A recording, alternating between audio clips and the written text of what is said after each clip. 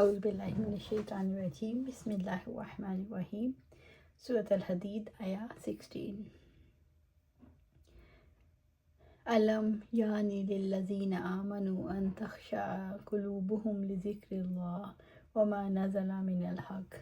کیا ایمان والوں کے لیے ابھی وہ وقت نہیں آیا کہ ان کے دل اللہ کے ذکر کے لیے جو حق نازل ہوا ہے اس کے لیے جھک جائیں؟ اس روایت ابن ابی شیبہ نے عبدالعزیز بن ابی روادہ سے روایت کی ہے کہ صحابہ رسول صلی اللہ علیہ وسلم میں ہنسی مذاق ظاہر ہوئی، اس پر یہ آیت نازل ہوئی۔ نبی صلی اللہ علیہ وسلم ایک مرتبہ باہر تشریف لائے تو دیکھا صحابہ رضی اللہ عنہ ہنس رہے ہیں۔ فرمایا، کیا تمہارے پاس اللہ کا فرمان آ گیا جو اس بے فکری سے ہنس رہے ہو؟ تمہارے اس ہنسنے پر یہ آیت نازل ہوئی ہے۔ عرض کیا، یا رسول اللہ صلی اللہ علیہ وسلم، اس ہنسنے کا کفارہ کیا ہے؟ فرمایا، جتنا ہنسے ہو اتنا ہی رو۔ صحابہ رضی اللہ عنہم ایک گونا خوشحال ہونے سے یہ ہنسی مذاق ہوئی جس کی وجہ سے عبادت میں بھی سستی ہونے لگتی تھی۔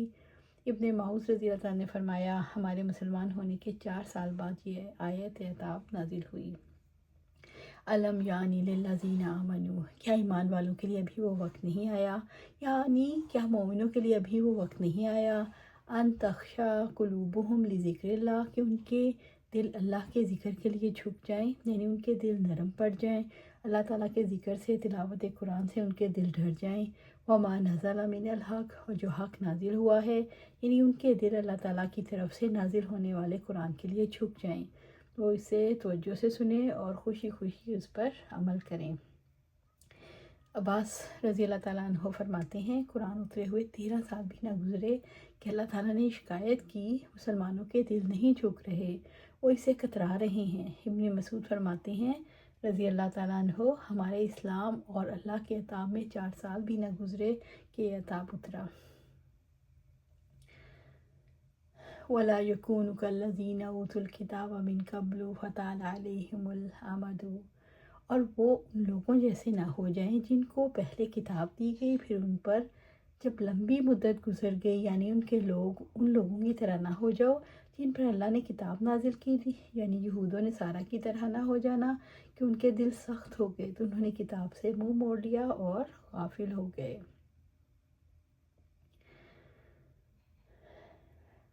کسی شخص کا دل اللہ کی آیت کے لیے کیسے کھلتا ہے؟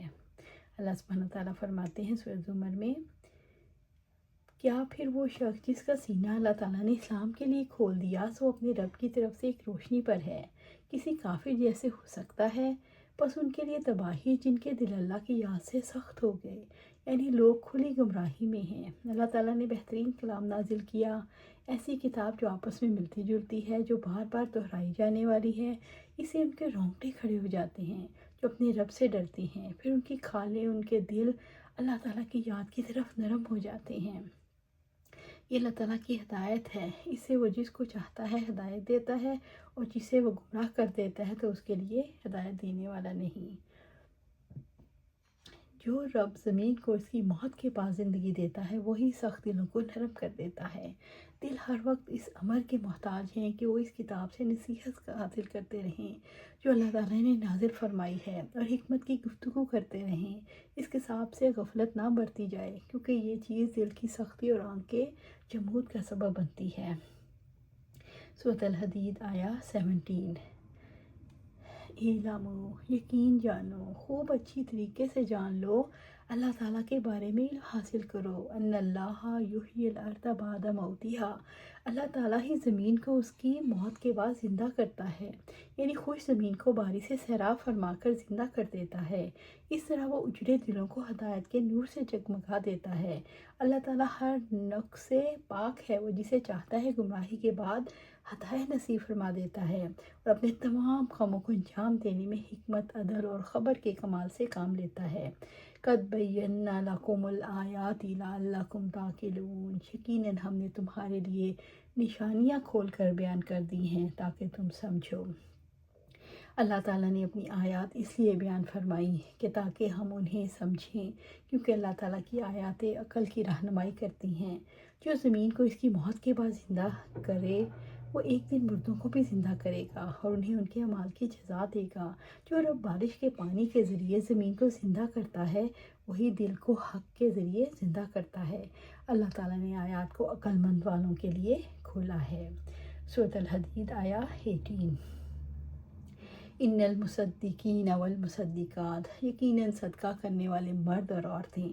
اللہ تعالیٰ نے یہاں اس ثواب کو بیان کیا جو ضرورت مندوں، فقیروں، مسکینوں اور محتاجوں پر خرچ کرنے سے خیرات کرنے والوں کو ملے گا۔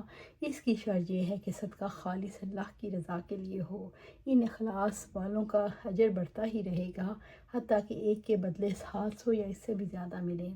وَأَقْرَضُوا اللَّهَ قَرْضًا حَسَنًا، اور جنہوں نے اللہ تعالیٰ کو قرض حسنہ دیا، یعنی وہ بھلائی کے راستوں میں اپنا مال پیش کرتے ہیں جو ان کے رب کے ہاں ان کے لیے ذخیرہ بن جاتا ہے۔ یضاعف لہم، بلا شبہ وہ ان کو کئی گنا دیا جائے گا، یعنی نیکی کے ثواب کو 10 گنا اور 700 گنا تک بڑھا دیا جائے گا۔ وَلَهُمْ أَجْرٌ کریم، اور ان کے لیے بہت باعزت اجر ہے۔ یہ وہ اجر ہے جو جنت میں ان کے لیے تیار کر دیا گیا ہے، جس کی کسی چیز کے بارے میں نہ کانوں نے سنا نہ آنکھوں نے دیکھا۔ اللہم انی اسألک الجنہ، آمین۔ سورۃ الحدید آیا 19۔ والذین آمنوا باللہ ورسولہ، اور جو اللہ تعالیٰ پر اس کے رسولوں پر ایمان لائے، یعنی جو لوگ سچے دل سے اپنے رب اور الہ پر ایمان لائے اور اس کے رسولوں پر ایمان لائے۔ اللہ تعالیٰ نے صدیق کہا، اولئک ھم الصدیقون، وہی لوگ بہت سچے ہیں، یعنی وہ اللہ تعالیٰ کے ہاں صدیق شمار کیے جاتے ہیں، یعنی ایسے لوگ جو اللہ تعالیٰ اور اس کے رسول کی تصدیق کر کے صدیق بن جاتے ہیں۔ وشہداء عند ربہم، اور وہی اللہ کے پاس گواہی دینے والے ہیں۔ شہداء وہ لوگ ہیں جنہوں نے اللہ کے دین کے غلبے کے لیے جہاد کیا اور اپنی جان و مال کو خرچ کیا۔ عبداللہ بن مسعود رضی اللہ تعالیٰ عنہ کہتے ہیں، ہر مومن صدیق اور شہید ہے۔ عمر بن مرہ جہنی رضی اللہ تعالیٰ عنہ سے روایت ہے، ایک شخص نے آپ صلی اللہ علیہ وسلم کی خدمت میں حاضر ہو کر عرض کیا، اے اللہ کے رسول صلی اللہ علیہ وسلم، اگر میں توحید رسالت کی شہادت دوں، 5 نمازیں ادا کرتا رہوں، زکوٰۃ دیتا رہوں، رمضان کے روزے رکھوں اور راتوں کی عبادت کروں تو میں کیا ہوں گا؟ فرمایا، تم صدیقین اور شہداء میں سے ہوگے۔ سبحان اللہ۔ لہم اجرہم و نورہم، ان کے لیے ان کا اجر اور ان کا نور ہے، یعنی جنت میں ان کے لیے اجر عظیم ہے اور ان کا نور قیامت کے دن مکمل ہوگا۔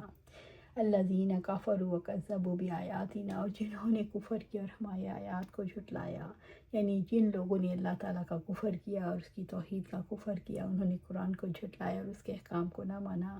اولئک اصحاب الجحیم، یہی لوگ دوزخی ہیں۔ اہل جہنم ایسے کافر ہیں جنہوں نے اللہ کی آیت کو جھٹلایا۔ سورۃ الحدید آیا 20۔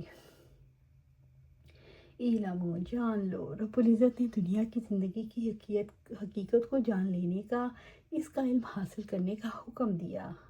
انما الحیات الدنیا لعب و لہو، بلا شبہ دنیا کی زندگی محض ایک کھیل دل لگی ہے، یعنی دنیا کی زندگی کی حقیقت بس اتنی ہے کہ وہ کھیل تماشا اور دل لگی ہے۔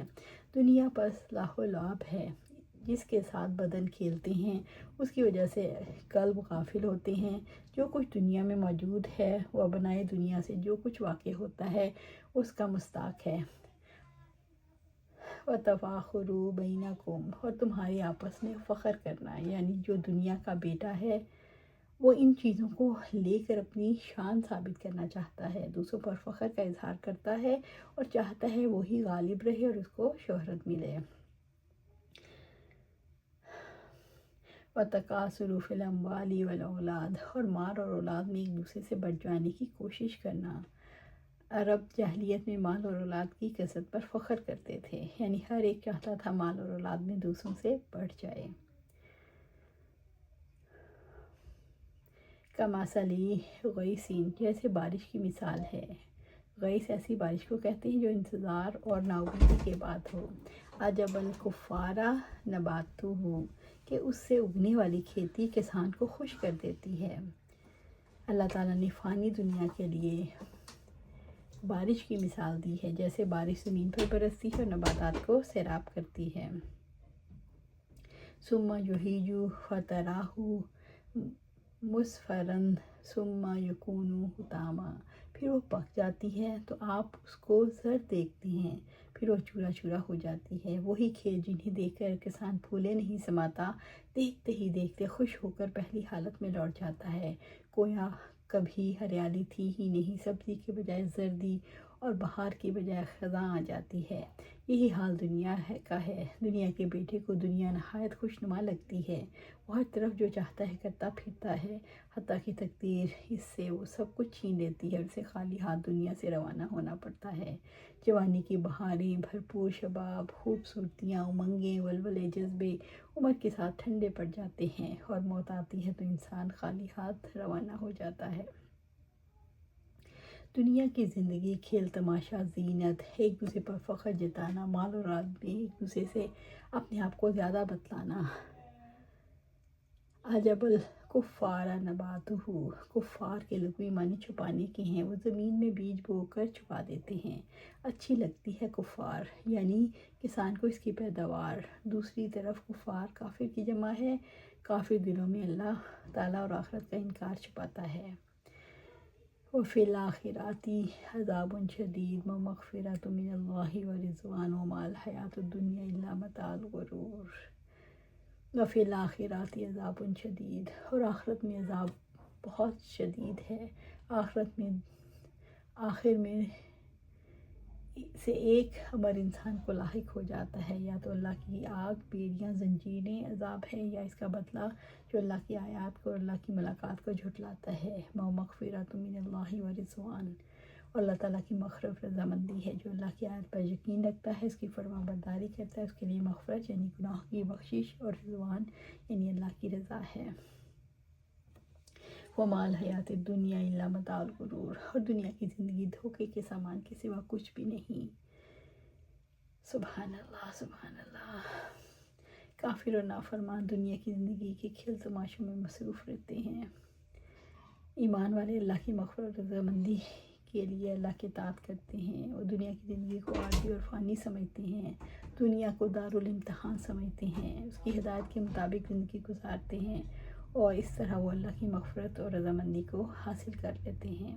دنیا کی زندگی اس کے لیے دھوکے کے سامان کے سوا کچھ نہیں۔ جو دنیا کے دھوکے میں مبتلا رہا، اس نے آخرت کے لیے کچھ نہ کیا۔